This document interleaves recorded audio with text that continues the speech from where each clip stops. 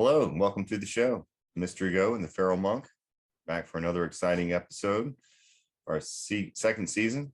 And podcast today is going to be on Dharana, which is the sixth limb in the Ashtanga 8 limbs of Patanjali. And basically what that translates to in Sanskrit is concentration.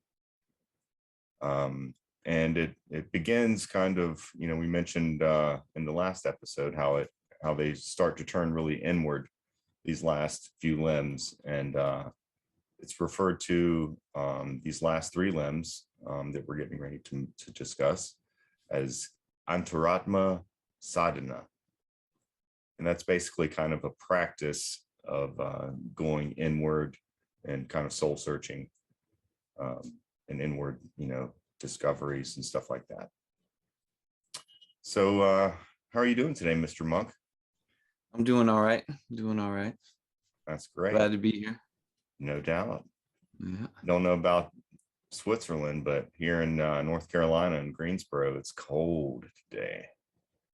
Yeah, it's chilly here, but like in Switzerland, you got a good, if the sun's breaking through the gray that's usually over the lowlands, then the sun is really warm and the shade is super cold. So we've got patches of snow still in the shade, but if the sun's shining and you're outside, it's nice.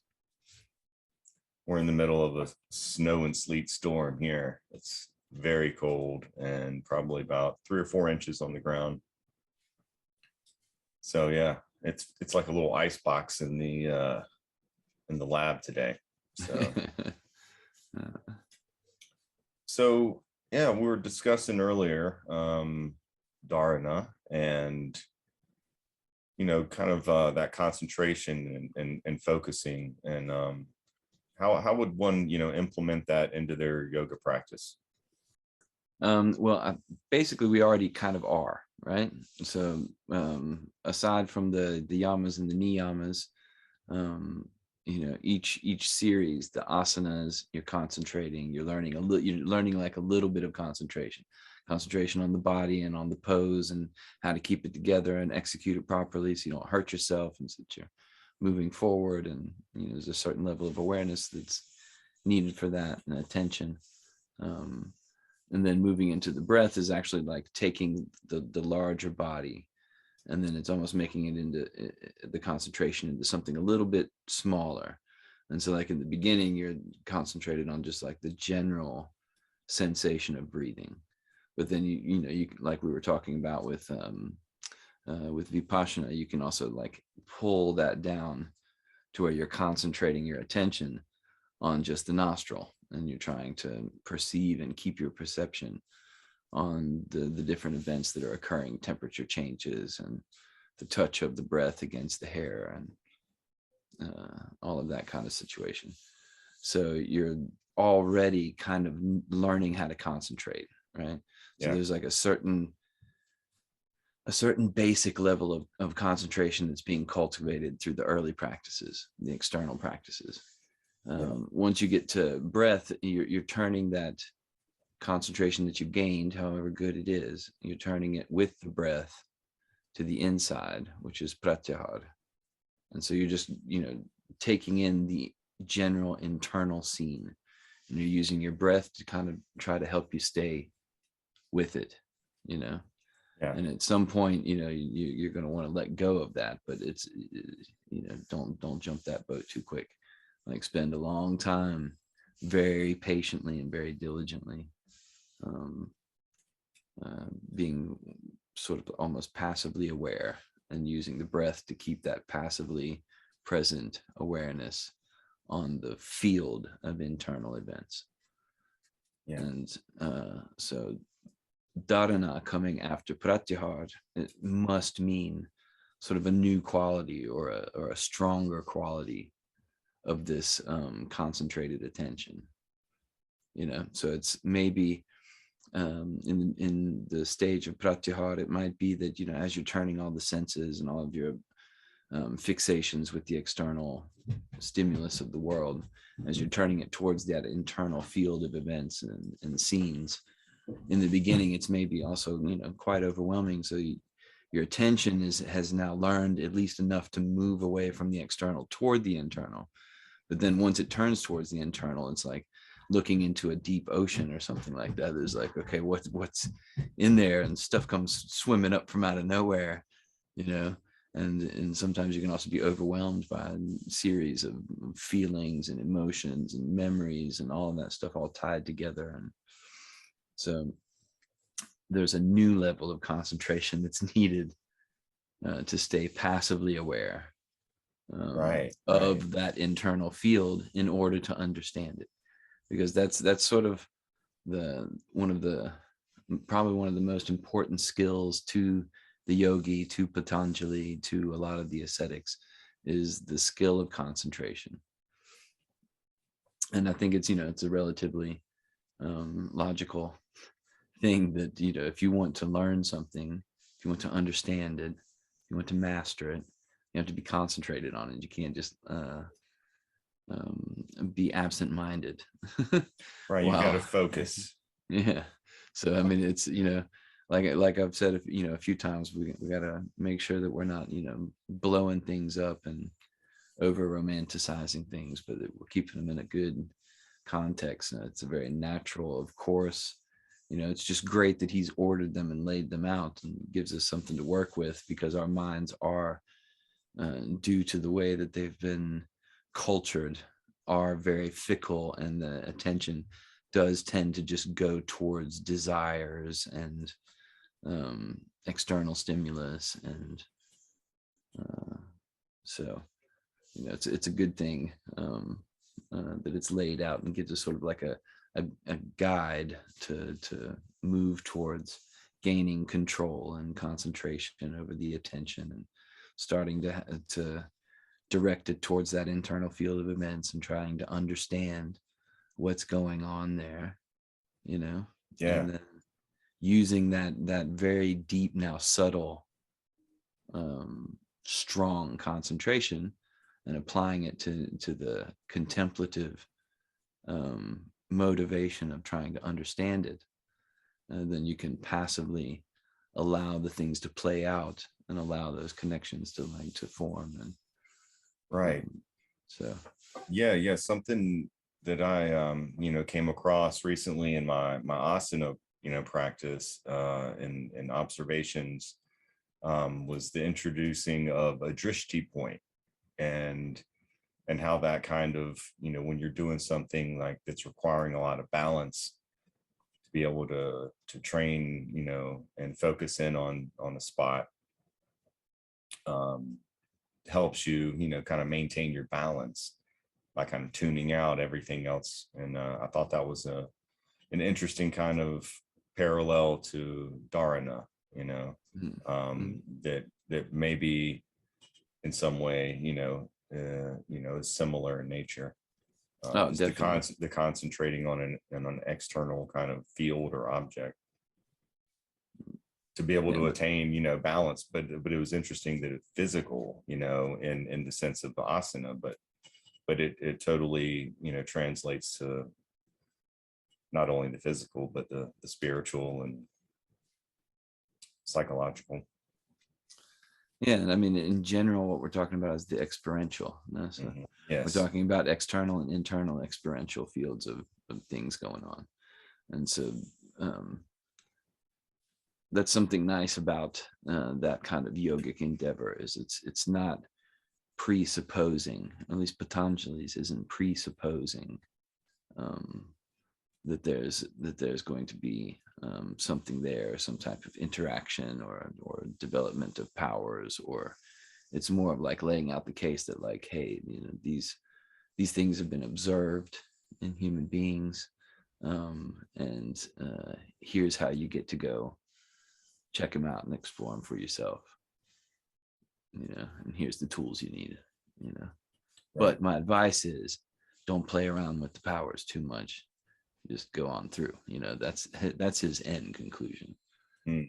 Is don't worry about attaining siddhis, per spiritual perfections, and whether it's the manifestation of speech or the extension of life or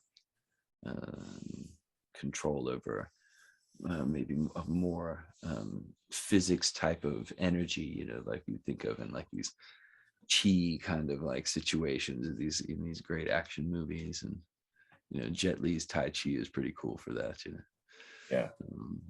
But not in that sense. But Crouching Tigers. yeah, the dance on the bamboo was beautiful. Yeah, it's great flick. Yeah. So how does Dharana kind of lead up to Dhyana? That's what would be next, right? Yeah, well, meditation is that state of unbroken, concentrated attention on that what is, right? And Yep. so the object of that meditation then is the internal environment, with the idea of discovering the nature of oneself as deeply as possible. So that's maybe like one of the differences, is that the meditation itself is that unbroken, sustained attention on what is. So that could be an external thing. That could be a million and one things.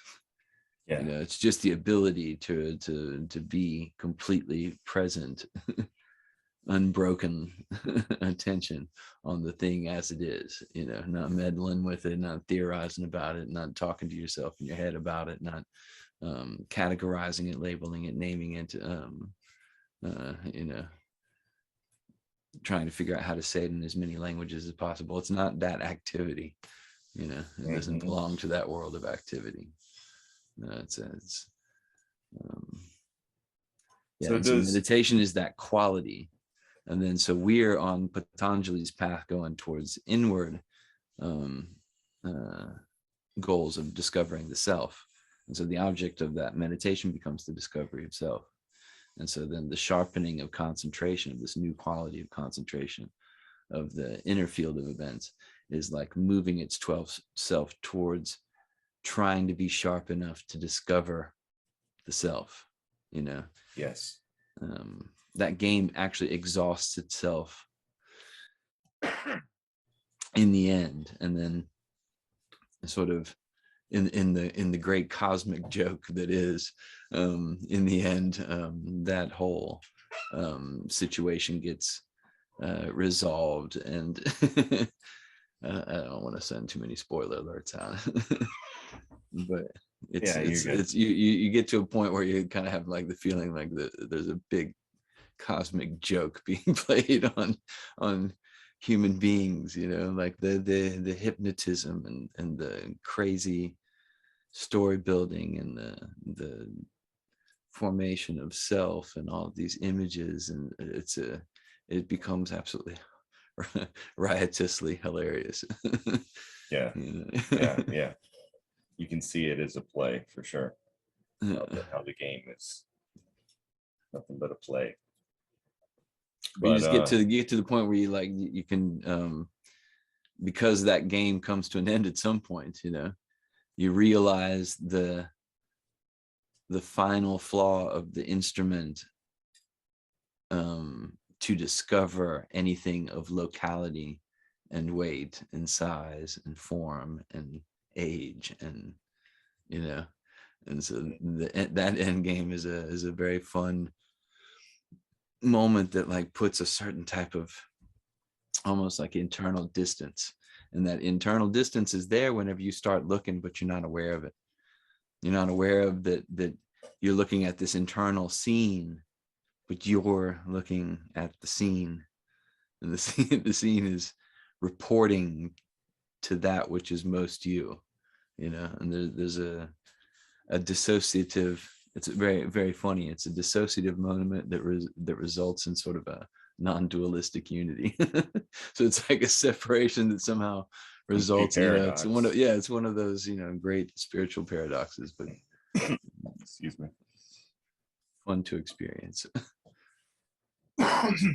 And it doesn't solve all the problems. It doesn't mean that you won't still like lose your temper or do stupid things or whatever, but there's like an opportunity afterwards to sort of You take your personality less seriously. You take other people's personalities less seriously.